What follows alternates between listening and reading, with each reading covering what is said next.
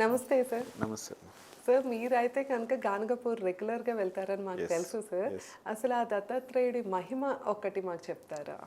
చాలా పర్ఫెక్ట్ మహిమ ఉంది. కంపల్సరీ మన తెలుగు రాష్ట్రాలే కాదు, ప్రపంచంలో ఎక్కడున్న వాళ్ళందరూ కూడా వెళ్ళాల్సిందే. ఓకే. ఎందుకంటే మనము ఒక ప్రాబ్లంలో ఉన్నాము అంటే మన లాక్ పడిపోయింది, అంటే మనకు ప్రాబ్లమ్స్ వచ్చి లాక్ లాగా పడిపోయింది.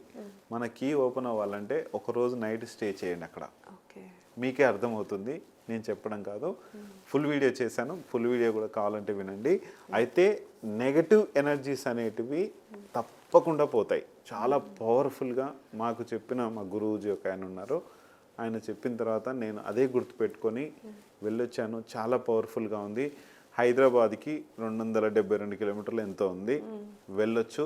వెళ్ళి మీ యొక్క ప్రాబ్లమ్స్ ఏవైతే ఉన్నాయో తీర్చుకోండి.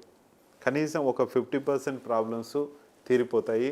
మన కలియుగంలో వెంకటేశ్వర స్వామి ఎంతైతే పవర్ఫుల్ ఉన్నారో గానగాపూర్ మన దత్తాత్రేయ స్వామి కూడా అంత పవర్ఫుల్గా ఉన్నారు. మరి వెంకటేశ్వర స్వామిది అంత డెవలప్ అయింది, అంత మనీ వస్తుందంటే ఇక్కడ కూడా వస్తుంది.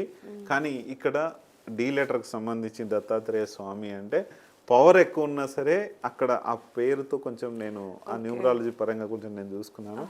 వి లెటర్ వెంకటేశ్వర స్వామి అంటే మనీ పవరు, ఇక్కడ దత్తాత్రేయ స్వామి అంటే కొద్దిగా ఆయన మహిమలు ఉన్నాయి కానీ ఆ మనీ పవర్ అనేది తక్కువ ఉంది.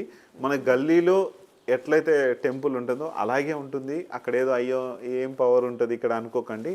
100% మన వెంకటేశ్వర స్వామి యొక్క అంత పవర్ఫుల్గా ఉన్నారు. అక్కడికి వెళ్ళండి, ఇక్కడికి వెళ్ళండి, చూడండి. నేనైతే మంత్లీ ఒకసారి అయితే కంపల్సరీ వెళ్తాను. మీరు కూడా వెళ్ళండి. నాకైతే ఫుల్గా మనీ పవర్ కానీ రావడానికి కారణం దత్తాత్రేయ స్వామి అనుకుంటున్నాను.